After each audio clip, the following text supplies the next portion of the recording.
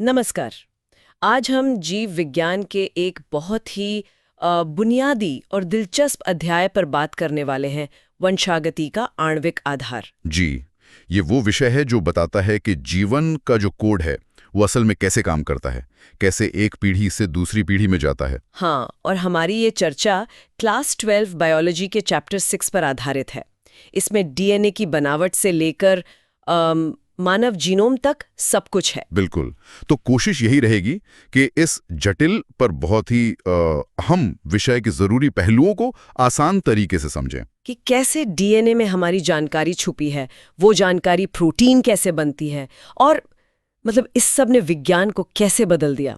चलिए तो शुरू करते हैं डीएनए से, जीवन का blueprint. DNA, deoxy ribo nucleic acid, ज्यादातर जीवों में यही अनुवांशिक चीज है ना? जी हाँ, ये एक लंबा अणु है, एक पॉलीमर जो छोटी छोटी इकाइयों से बना है।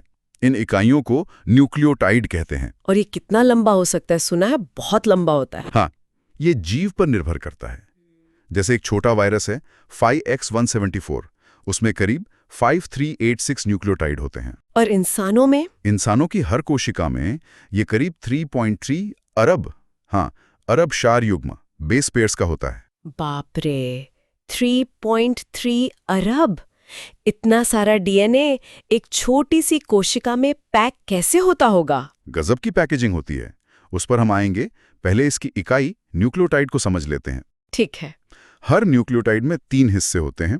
एक नाइट्रोजनी क्षार जिसे बेस कहते हैं, ए, जी, सी या T. Adenine, guanine, cytosine, thymine. बिल्कुल। ए और जी प्यूरीन है, सी और टी पायरामिडिन। दूसरा हिस्सा है पेंटोज शुगर, डीएनए में ये डीऑक्सीराइबोज होती है। और तीसरा एक फॉस्फेट ग्रुप। अच्छा, और ये न्यूक्लियोटाइड जुड़कर एक चेन बनाते हैं। जी, फॉस्फोडाइस्टर बॉन्ड के जरिए ये चेन की तरह जुड़ते जाते हैं, और इस चेन के 2 अलग सिरे होते हैं, एक 5 प्राइम 5' और दूसरा 3 प्राइम 3' सिरा। यहीं पर डीएनए और आरएनए में एक फर्क भी आता है ना, शुगर का। हाँ बिल्कुल, आरएनए में डीऑक्सीराइबोज की जगह राइबोज शुगर होती है। राइबोज में दूसरे कार्बन पर एक एक्स्ट्रा OH ग्रुप होता है। और बेस में भी फर्क है। हाँ, आरएनए में थाइमीन टी के जगह यूरेसिल यू होता है।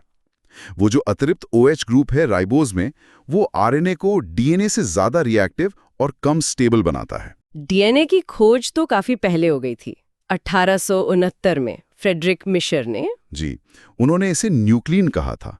लेकिन इसकी जो सबसे फेमस संरचना है वो डबल हेलिक्स, दोहरी कुंडली। हाँ, वो वॉटसन और क्रिक ने 1953 में बताई थी। और उन्होंने दूसरों के काम का इस्तेमाल किया था, एक्सरे डेटा। हाँ, मॉरिस विल्किंस और रोजलिन फ्रैंकलिन के एक्सरे विवर्तन डेटा का, और साथ ही इरविन चारगाफ के नियम का भी ध्यान रखा। चारगाफ का नियम कि ए हमेशा टी के बराबर होता है और जी हमेशा सी के बराबर। बिल्कुल, A=T, G=C। Watson Crick model ने इसे समझाया। उन्होंने बताया कि डीएनए 2 लड़ियों से बना है जो एक दूसरे के चारों तरफ लिपटी हैं। और ये लड़ियां उल्टी दिशा में चलती हैं, एंटी पैरेलल। सही कहा, एक 5' से 3' तो दूसरी 3' से 5'। और जो शुगर फॉस्फेट की रीढ़ है वो बाहर की तरफ होती है और बेस अंदर की तरफ। और बेस आपस में जुड़े होते हैं हाइड्रोजन बॉन्ड से। जी हाँ, ए हमेशा टी से जुड़ता है 2 हाइड्रोजन बॉन्ड से, और जी हमेशा सी से 3 हाइड्रोजन बॉन्ड से।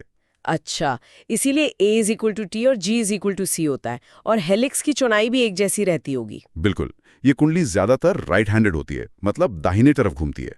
इसका एक पूरा घुमाव करीब 3.4 नैनोमीटर का होता है और उसमें लगभग 10 बेस पेयर होते हैं। तो 2 बेस पेयर के बीच की दूरी बहुत कम हुई, करीब 0.34 नैनोमीटर। हाँ, ये संरचना इसे स्थिरता देती है और ये भी बताती है कि जानकारी कैसे पढ़ी जा सकती है। और यहीं से फ्रांसिस क्रिक ने वो सेंट्रल डॉगमा वाला आइडिया दिया था। जी, कि जानकारी का बहाव डीएनए से आरएनए और फिर आरएनए से प्रोटीन तक होता है। ये मॉलिक्यूलर बायोलॉजी का मूल सिद्धांत बन गया। अच्छा, अब वापस उस पैकेजिंग वाले सवाल पर आते हैं। इतना लंबा डीएनए, करीब 2 मीटर, एक नन्हे से न्यूक्लियस में कैसे फिट होता है? यूकैरियोट्स, मतलब हमारी कोशिकाओं में, इसके लिए एक खास प्रोटीन होते हैं, हिस्टोन। हिस्टोन ये क्या करते हैं? हिस्टोन पर पॉजिटिव चार्ज होता है। डीएनए जिस पर नेगेटिव चार्ज होता है वो इन हिस्टोन प्रोटीन के एक समूह, जिसे ऑक्टेमर कहते हैं, उसके चारों ओर लिपट जाता है। अच्छा। इस लिपटी हुई संरचना को कहते हैं न्यूक्लियोसोम। आप इसे ऐसे समझ सकती हैं जैसे धागे पर मोती हो। डोरी पर मोती। हाँ, फिर ये न्यूक्लियोसोम और ज्यादा पैक होते हैं और ज्यादा संघनित होकर क्रोमैटिन बनाते हैं और आखिरकार गुणसूत्र। सुना है क्रोमैटिन भी एक जैसा नहीं होता, कुछ ढीला कुछ कसा हुआ। सही। जो हिस्सा ढीला पैक होता है और जहां जीन सक्रिय हो सकते हैं उसे यूक्रोमैटिन कहते हैं, और जो बहुत कसकर पैक होता है जहां जीन आमतौर पर शांत रहते हैं उसे हेटेरोक्रोमैटिन। और प्रोकैरियोट्स में, बैक्टीरिया वगैरह में? उनमें तो न्यूक्लियस होता नहीं। तो डीएनए कोशिका द्रव्य में ही एक जगह रहता है जिसे न्यूक्लियोइड कहते हैं। वहां भी वो कुछ प्रोटीन से जुड़ा होता है, लेकिन हिस्टोन जैसा सिस्टम नहीं होता। ठीक है, डीएनए की बनावट और पैकेजिंग समझ आ गई, लेकिन ये साबित कैसे हुआ कि डीएनए ही आनुवंशिक पदार्थ है? पहले तो लोग प्रोटीन को मानते थे। हाँ, ये कहानी भी बड़ी मजेदार है। इसकी शुरुआत हुई 1928 में फ्रेडरिक ग्रिफिथ के प्रयोग से। वो निमोनिया वाले बैक्टीरिया पर? जी, स्ट्रेप्टोकोकस निमोनिया। इसके 2 टाइप थे, एस स्ट्रेन जो चिकना था और बीमारी फैलाता था, और आर स्ट्रेन जो खुरदुरा था और बीमारी नहीं फैलाता था। उन्होंने क्या किया था? ग्रिफिथ ने देखा कि अगर गर्मी से मारे हुए एस बैक्टीरिया को जिंदा आर बैक्टीरिया के साथ मिलाकर चूहे में इंजेक्ट करें तो चूहा मर जाता है और उसके खून में जिंदा एस बैक्टीरिया मिलते हैं। अरे, मतलब आर वाले एस में बदल गए। हाँ, किसी चीज ने उन्हें बदल दिया। ग्रिफिथ ने इसे रूपांतरण सिद्धांत या ट्रांसफॉर्मिंग प्रिंसिपल कहा, पर वो चीज क्या थी ये पता नहीं चला। इसका पता बाद में लगा। जी, काफी बाद में। 1933 से 44 के बीच एवरी, मैक्लियोड और मैककार्टी ने ग्रिफिथ के प्रयोग को आगे बढ़ाया। उन्होंने मरे हुए एस बैक्टीरिया से प्रोटीन, आरएनए और डीएनए को अलग अलग किया और फिर देखा कि कौन बदल सकता है आर को एस में। बिल्कुल, और नतीजा ये निकला कि सिर्फ डीएनए ही आर बैक्टीरिया को एस में बदल पा रहा था। जब उन्होंने डीएनए को तोड़ने वाला एंजाइम डीएनएज डाला तो रूपांतरण रुक गया। तो ये तो पक्का हो गया कि डीएनए ही है वो चीज। लगना को यही चाहिए था, लेकिन उस समय भी कई वैज्ञानिक पूरी तरह माने नहीं। उन्हें और पक्का सबूत चाहिए था। वो कैसे मिला? वो मिला 1952 में अल्फ्रेड हर्शे और मार्था चेस के क्लासिक प्रयोग से। उन्होंने बैक्टीरियोफेज का इस्तेमाल किया। बैक्टीरियोफेज, वो वायरस जो बैक्टीरिया को इन्फेक्ट करते हैं। जी। उन्होंने कुछ वायरस के डीएनए को रेडियोएक्टिव फास्फोरस 32P से लेबल किया, क्योंकि डीएनए में फास्फोरस होता है, प्रोटीन में नहीं। और कुछ के प्रोटीन कोड को, हाँ, उसे रेडियो एक्टिव सल्फर 35S से लेबल किया, क्योंकि प्रोटीन में सल्फर होता है, डीएनए में नहीं। फिर इन वायरस से बैक्टीरिया को इन्फेक्ट कराया। जी। फिर सेंट्रीफ्यूज करके देखा कि रेडियो एक्टिविटी बैक्टीरिया के अंदर गई या बाहर ही रह गई। नतीजा क्या था? नतीजा साफ था, सिर्फ 32P वाला डीएनए ही बैक्टीरिया के अंदर गया था, 35S वाला प्रोटीन बाहर ही रह गया। तो ये फाइनल सबूत था? बिल्कुल, कि डीएनए ही जेनेटिक जानकारी लेकर जाता है। बिल्कुल। इसने सारे शक दूर कर दिए। अच्छा, तो डीएनए ही क्यों? मतलब आरएनए क्यों नहीं बना रहा मुख्य जेनेटिक मटेरियल? कुछ खास गुण होने चाहिए डीएनए में? हाँ, जेनेटिक मटेरियल होने के लिए कुछ शर्तें हैं। उसे अपनी कॉपी बना पाना चाहिए, मतलब प्रतिकृति। उसे स्थिर, स्टेबल होना चाहिए। स्थिर क्यों? ताकि जानकारी पीढ़ी दर पीढ़ी बिना बदले जा सके। उसमें थोड़े बहुत बदलाव यानी उत्परिवर्तन, म्यूटेशन की गुंजाइश भी होनी चाहिए, जो विकास के लिए जरूरी है, और वो मेंडल के नियमों के हिसाब से खुद को व्यक्त एक्सप्रेस कर सके। डीएनए और आरएनए दोनों कॉपी बना सकते हैं, व्यक्त भी हो सकते हैं, तो स्थिरता ही मुख्य कारण है। हाँ, डीएनए रासायनिक रूप से आरएनए से कहीं ज्यादा स्थिर है। इसकी वजह है डीऑक्सीराइबोज शुगर और थायमीन बेस। आरएनए में राइबोज शुगर का 2'OH ग्रुप उसे ज्यादा रिएक्टिव बनाता है, और यूरासिल भी थायमीन से कम स्थिर है। तो जानकारी को लंबे समय तक संभाल कर रखने के लिए डीएनए बेहतर है। बिल्कुल। लेकिन एक थ्योरी आरएनए वर्ल्ड की भी है कि शायद पहले आरएनए ही जेनेटिक मटेरियल था। जी हाँ, ये एक दिलचस्प परिकल्पना है। ये मानती है कि जीवन की शुरुआत में शायद आरएनए ही जेनेटिक मटेरियल और एंजाइम, राइबोजाइम के रूप में दोनों का काम करता था। मतलब आरएनए एंजाइम का काम भी कर सकता है? हाँ, कुछ आरएनए अणु उत्प्रेरक का काम करते हैं, उन्हें राइबोजाइम कहते हैं। तो शायद पहले जीवन आरएनए के इर्द गिर्द ही विकसित हुआ। बाद में डीएनए ज्यादा स्थिरता के कारण जेनेटिक मटेरियल बन गया और प्रोटीन ने एंजाइम का काम संभाल लिया। अच्छा, अब डीएनए की एक और खासियत, अपनी कॉपी बनाना, रेप्लिकेशन। वॉटसन और क्रिक ने कहा था ये सेमी कंजर्वेटिव होता है। इसका क्या मतलब हुआ? सेमी कंजर्वेटिव यानी अर्ध संरक्षी। इसका मतलब है कि जब डीएनए कॉपी होता है तो उसकी दोनों पुरानी लड़ियां, स्ट्रैंड्स, अलग हो जाती हैं और हर पुरानी लड़ी एक सांचे की तरह काम करती है जिस पर एक नई लड़ी बनती है। तो हर नए डीएनए मॉलिक्यूल में एक पुरानी लड़ी होती है और एक नई? बिल्कुल, आधा पुराना आधा नया। इसे साबित कैसे किया गया? कोई प्रयोग था? हाँ, 1958 में मेसेल्सन और स्टाल ने एक बहुत ही शानदार प्रयोग किया था ई कोलाई बैक्टीरिया पर। उन्होंने क्या किया? उन्होंने बैक्टीरिया को पहले भारी नाइट्रोजन 15N वाले मीडियम में उगाया ताकि उनका सारा डीएनए भारी हो जाए। फिर उन्हें सामान्य नाइट्रोजन 14N वाले मीडियम में ट्रांसफर कर दिया। और फिर डीएनए निकाल कर देखा? हाँ, अलग अलग टाइम पर डीएनए निकालकर उसका घनत्व डेंसिटी मापा सीजियम क्लोराइड ग्रेडियंट सेंट्रीफिकेशन से। नतीजे बिल्कुल सेमी कंजर्वेटिव मॉडल जैसे थे। कैसे? पहली पीढ़ी के बाद जो डीएनए मिला वो ना तो पूरी तरह भारी था ना हल्का, बल्कि बीच का था, संकर हाइब्रिड। दूसरी पीढ़ी में आधा डीएनए संकर था और आधा हल्का। ये तभी हो सकता है जब रेप्लिकेशन सेमी कंजर्वेटिव हो। वाह, बहुत क्लेवर प्रयोग था।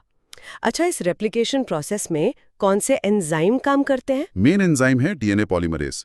ये टेम्पलेट डीएनए को पढ़कर नए न्यूक्लियोटाइड जोड़ता जाता है और ये हमेशा 5 से 3 की दिशा में ही काम करता है। हमेशा 5 से 3? जी।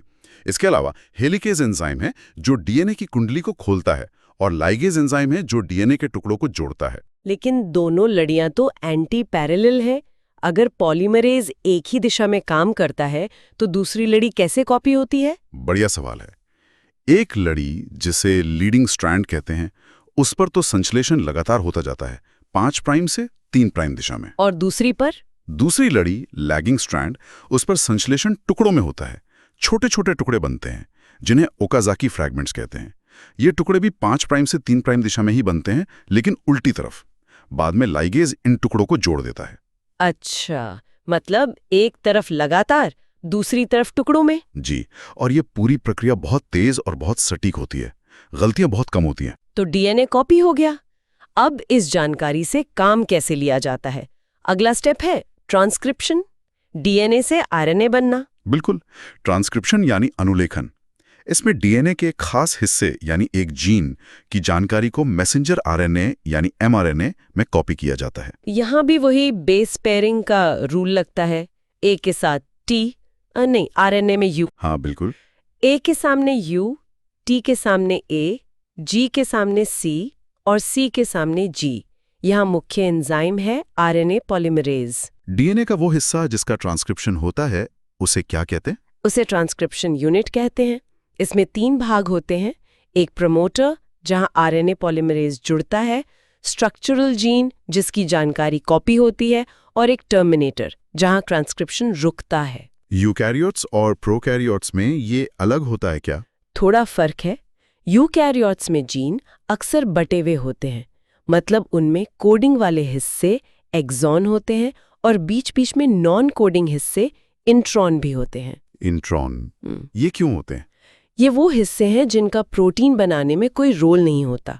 तो ट्रांसक्रिप्शन के बाद जो आरएनए बनता है उसमें से इन इंट्रॉन्स को काटना पड़ता है। काटना पड़ता है? हाँ, और एक्सॉन्स को आपस में जोड़ना पड़ता है। इस प्रोसेस को स्प्लाइसिंग कहते हैं। अच्छा, और भी कुछ होता है यूकैरियोटिक आरएनए के साथ?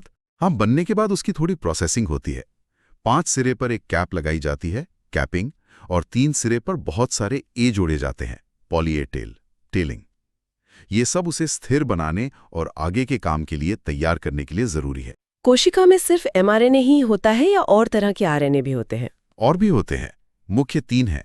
एमआरएनए यानी मैसेंजर आरएनए जो प्रोटीन बनाने का संदेश लाता है, टीआरएनए यानी ट्रांसफर आरएनए जो अमीनो एसिड लाता है, और आरआरएनए यानी राइबोसोमल आरएनए जो राइबोसोम का हिस्सा है। ठीक है, तो अब एमआरएनए बन गया। इसमें न्यूक्लियोटाइड की भाषा है। इसे प्रोटीन की भाषा यानी अमीनो एसिड के सीक्वेंस में कैसे बदला जाता है? इसके लिए जेनेटिक कोड चाहिए होगा। बिल्कुल, जेनेटिक कोड ये नियमों का एक सेट है जो बताता है कि न्यूक्लियोटाइड के किस सीक्वेंस का मतलब कौन सा अमीनो एसिड है। ये पता कैसे चला? 4 बेस से 20 अमीनो एसिड बनाने हैं। अंदाजा लगाया था कि कोड शायद 3 बेस का होगा, क्योंकि 4 बेस से अगर 2-2 के ग्रुप बनाए तो 4 स्क्वायर इक्वल 16 ही कॉम्बिनेशन बनते हैं, जो 20 अमीनो एसिड के लिए कम है।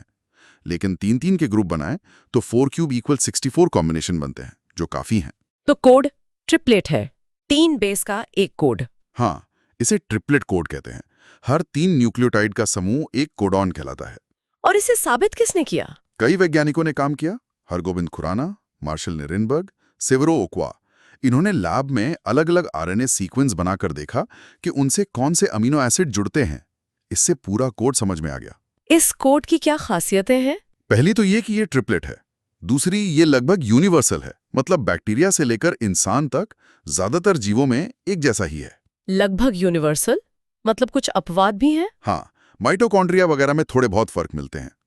तीसरी खासियत, ये असंदिग्ध है, मतलब एक कोडॉन आमतौर पर सिर्फ एक ही अमीनो एसिड को कोड करता है। और चौथी, ये अपरासित है, डिजेनरेट है। इसका मतलब है कि कुछ अमीनो एसिड ऐसे हैं जिनके लिए एक से ज्यादा कोडॉन है। अच्छा, 64 कोडॉन है, पर अमीनो एसिड तो 20 ही हैं, तो ये तो होना ही था। जी, 64 में से 61 कोडॉन अमीनो एसिड के लिए हैं। बाकी 3 कोडॉन UAA, UAG, UG किसी अमीनो एसिड को कोड नहीं करते। तो वो क्या करते? वो स्टॉप कोडॉन है। वो प्रोटीन बनने की प्रक्रिया को रोकने का सिग्नल देते हैं। एक कोडॉन AUG स्टार्ट कोडॉन का काम करता है, जहां से प्रोटीन बनना शुरू होता है। ये मीथियोनिन अमीनो एसिड को भी कोड करता है। कोड में जरा सा बदलाव भी बहुत असर डाल सकता है। म्यूटेशन। हाँ बिल्कुल, अगर एक बेस बदल जाए, पॉइंट म्यूटेशन, तो हो सकता है कि गलत अमीनो एसिड लग जाए, जैसे सिकल सेल एनीमिया में होता है। और अगर बेस हट जाए या जुड़ जाए? अगर 1 या 2 बेस हट या जुड़ जाएं, तो पूरा रीडिंग फ्रेम गड़बड़ हो जाता है। इसे फ्रेम शिफ्ट म्यूटेशन कहते हैं। इसके बाद के सारे कोडॉन गलत पड़े जाएंगे और प्रोटीन पूरी तरह बेकार बन सकता है। समझ गई। अब कोड पता चल गया, mRNA तैयार है। अब प्रोटीन बनने की असली प्रक्रिया, ट्रांसलेशन, ये कहाँ होती है? ये होती है राइबोसोम पर, कोशिका द्रव्य, साइटोप्लाज्म में। राइबोसोम एक तरह की फैक्ट्री है जो mRNA पर लिखे कोड को पढ़ती है। और अमीनो एसिड कौन लाता है? वो tRNA। हाँ, ट्रांसफर आरएनए, tRNA। ये एक अडेप्टर मॉलिक्यूल की तरह काम करता है। इसके एक सिरे पर एक खास अमीनो एसिड जुड़ा होता है और दूसरे सिरे पर एक एंटीकोडॉन होता है। एंटीकोडॉन? एंटीकोडॉन 3 बेस का सीक्वेंस होता है जो mRNA के कोडॉन का पूरक होता है। तो tRNA कोडॉन को पहचान कर सही अमीनो एसिड लाता है। राइबोसोम पर ये सब कैसे होता है? राइबोसोम mRNA से जुड़ता है। स्टार्ट कोडॉन AUG को ढूंढता है। पहला tRNA मिथियोनिन वाला आकर जुड़ता है। फिर राइबोसोम अगले कोडॉन पर जाता है और अगला tRNA आता है। जी, सही एंटीकोडॉन वाला tRNA आता है अपना अमीनो एसिड लेकर। अब दोनों अमीनो एसिड पास पास आ जाते हैं और उनके बीच एक पेप्टाइड बॉन्ड बन जाता है। ये बॉन्ड कौन बनाता है? दिलचस्प बात यह है कि ये बॉन्ड बनाने का काम खुद राइबोसोम का RNA करता है। ये एक राइबोजाइम की तरह काम करता है। अच्छा। फिर राइबोसोम एक कोडॉन आगे खिसकता है। पहला tRNA निकल जाता है और अगले कोडॉन के लिए नया tRNA आता है। ये प्रक्रिया चलती रहती है और अमीनो एसिड की चेन लंबी होती जाती है। और ये रुकती कब है? जब राइबोसोम किसी stop codon UAA, UAG, UGA पर पहुंचता है, तब कोई tRNA नहीं जुड़ता, बल्कि एक रिलीज फैक्टर आकर जुड़ता है। और फिर? वो बनी हुई पॉलीपेप्टाइड चेन यानी प्रोटीन को राइबोसोम से अलग कर देता है और सब कुछ डिसअसेंबल हो जाता है। वह कई कमाल की प्रक्रिया है। लेकिन क्या कोशिका हर समय अपने सारे जीन से प्रोटीन बनाती रहती है? नहीं, ऐसा हो तो बहुत ऊर्जा बर्बाद होगी। कोशिकाएं सिर्फ उन्हीं प्रोटीन को बनाती हैं जिनकी उस समय जरूरत होती हैं। इसे कहते हैं जीन अभिव्यक्ति का नियमन, रेगुलेशन ऑफ जीन एक्सप्रेशन। ये कैसे कंट्रोल होता है, खासकर बैक्टीरिया जैसे प्रोकैरियोट्स में? प्रोकैरियोट्स में जीन रेगुलेशन का एक बहुत फेमस मॉडल है जिसे जैकब और मोनार्ड ने दिया था, ओपेरॉन मॉडल। ओपेरॉन जीनों का एक समूह होता है जो एक साथ रेगुलेट होते हैं।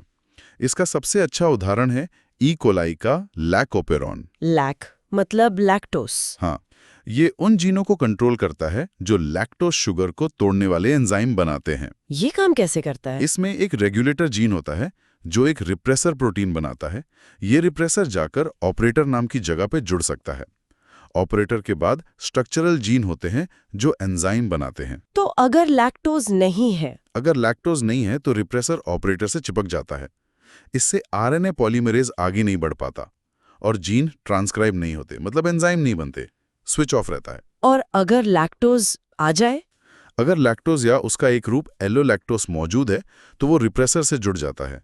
इससे रिप्रेसर का आकार बदल जाता है और वो ऑपरेटर से नहीं जुड़ पाता। तो रास्ता खुल गया? हाँ, अब आरएनए पॉलीमरेज आराम से जीनों को ट्रांसक्राइब कर सकता है और लैक्टोज पचाने वाले एंजाइम बन जाते हैं, स्विच ऑन हो जाता है। ये एक तरह का नेगेटिव रेगुलेशन है, क्योंकि रिप्रेसर रोक रहा था। बहुत स्मार्ट सिस्टम है। अच्छा, डीएनए और जीन की इतनी समझ के बाद ही शायद वो बड़ा प्रोजेक्ट मुमकिन हुआ होगा, ह्यूमन जीनोम प्रोजेक्ट। जी हाँ, HGP। ये वाकई एक महापरियोजना थी। 1990 में शुरू हुई और 2003 में पूरी हुई। मकसद था पूरे इंसानी जीनोम का सीक्वेंस पता लगाना। हाँ, हमारे डीएनए में मौजूद करीब 3 अरब बेस पेयर का पूरा क्रम पता लगाना और ये भी पहचानना कि हमारे जीन कौन-कौन से हैं और कहाँ हैं। 3 अरब? ये हुआ कैसे? टेक्नोलॉजी बहुत एडवांस हो गई थी। डीएनए को छोटे-छोटे टुकड़ों में तोड़ा गया, उन्हें क्लोन किया गया, फिर उनकी सीक्वेंसिंग की गई सैंगर मेथड से। सबसे बड़ी चुनौती थी इन अरबों टुकड़ों को सही क्रम में वापस जोड़ना। इसके लिए तो जबरदस्त कंप्यूटर पावर लगी होगी। बिल्कुल, बायोइन्फॉर्मेटिक्स का फील्ड इसी दौरान बहुत तेजी से बढ़ा। इस प्रोजेक्ट से क्या खास बातें पता चली? कुछ चौंकाने वाला? हाँ, कई बातें। एक तो ये कि हमारे जीनों की संख्या अंदाजे से काफी कम निकली, करीब 20,000 से 25,000 के बीच। पहले लोग लाखों का अनुमान लगाते थे। और सबसे बड़ी हैरानी शायद ये थी कि हमारे जीनोम का 2% से भी कम हिस्सा ही प्रोटीन बनाने के लिए कोड करता है। बस 2%? तो बाकी 98% डीएनए क्या है? ये मिलियन डॉलर सवाल बन गया। पता चला कि जीनोम का बहुत बड़ा हिस्सा बार बार दोहराए जाने वाले सीक्वेंसेस से बना है। इन्हें पहले जंक डीएनए भी कहा जाता था। जंक मतलब बेकार? अब ऐसा नहीं मानते। लगता है इनका भी कोई ना कोई जरूरी काम है, शायद रेगुलेशन में या संरचना में। एक और बात पता चली कि हम सब इंसानों का डीएनए 99.9% एक जैसा है। सिर्फ 0.1% का फर्क? हाँ, सारी विविधता उसी 0.1% में है। HGP से बीमारियों को समझने, दवाएं बनाने, मानव विकास का अध्ययन करने में बहुत मदद मिली। और इसी 0.1% के फर्क का इस्तेमाल डीएनए फिंगरप्रिंटिंग में होता है ना? बिल्कुल, डीएनए फिंगरप्रिंटिंग या डीएनए प्रोफाइलिंग, जी। इसका आधार भी वही दोहराए जाने वाले सीक्वेंस हैं। खासकर एक खास तरह के सीक्वेंस जिन्हें VNTRs कहते हैं। VNTR? Variable number of tandem repeats. ये डीएनए के छोटे छोटे हिस्से होते हैं जो एक के पीछे कई बार दोहराए जाते हैं, और हर इंसान में इन दोहरावों की संख्या अलग अलग होती है। अच्छा, मतलब मेरे अंदर एक VNTR 10 बार रिपीट हो सकता है और किसी और में 15 बार? हाँ बिल्कुल, सिर्फ आइडेंटिकल ट्विन्स में ये सेम होता है। तो इन VNTR वाले हिस्सों की लंबाई हर व्यक्ति में अलग अलग होती है। इसका फायदा कैसे उठाते हैं? तकनीक जिसे एलेक जेफरीज ने विकसित किया था, उसमें डीएनए को निकालकर खास एंजाइम, रिस्ट्रिक्शन एंजाइम से काटते हैं। क्योंकि VNTR की लंबाई अलग है, तो कटने के बाद अलग अलग लंबाई के टुकड़े बनते हैं। फिर इन टुकड़ों को अलग करते हैं? हाँ, जेल इलेक्ट्रोफोरेसिस से लंबाई के हिसाब से अलग करते हैं, फिर इन्हें एक मेम्ब्रेन पर ट्रांसफर करते हैं, सदन ब्लॉटिंग। फिर रेडियो एक्टिव VNTR प्रोब का इस्तेमाल करके इन टुकड़ों को डिटेक्ट करते हैं। इससे एक यूनिक बैंडिंग पैटर्न मिलता है। हर व्यक्ति का अपना अलग पैटर्न, फिंगरप्रिंट जैसा? बिल्कुल, इसीलिए इसे डीएनए फिंगरप्रिंटिंग कहते हैं। इसका इस्तेमाल फॉरेंसिक साइंस में होता है, क्राइम सीन से मिले सैंपल को सस्पेक्ट से मैच करने में, पितृत्व विवाद सुलझाने में और आबादी में जेनेटिक विविधता स्टडी करने में भी। तो आज हमने वाकई जीवन के कोड की एक लंबी यात्रा की। डीएनए की संरचना, उसकी खोज, central dogma, replication, transcription, translation. Genetic code को समझना, जीन रेगुलेशन का तरीका देखना, जैसे लैक ओपेरोन, और फिर ह्यूमन जीनोम प्रोजेक्ट और डीएनए फिंगरप्रिंटिंग तक। ये सब दिखाता है कि कैसे मॉलिक्यूलर लेवल पर जानकारी स्टोर होती है, कॉपी होती है, एक्सप्रेस होती है और पीढ़ी दर पीढ़ी आगे बढ़ती है। ये सच में जीवन का आधार है। और जाते जाते सुनने वालों के लिए एक सवाल छोड़ जाते हैं। हमने बात की कि जीनोम का बड़ा हिस्सा, करीब 98% प्रोटीन नहीं बनाता और उसमें बहुत सारे रिपीटेटिव सीक्वेंसेस हैं। इन्हें पहले जंक डीएनए कहा जाता था। हाँ, तो सोचने वाली बात है कि जीनोम का इतना बड़ा हिस्सा इन दोहराए जाने वाले सीक्वेंसेस से क्यों भरा है? क्या इनकी कोई ऐसी भूमिका हो सकती है जिसे हम अभी पूरी तरह समझ नहीं पाए हैं?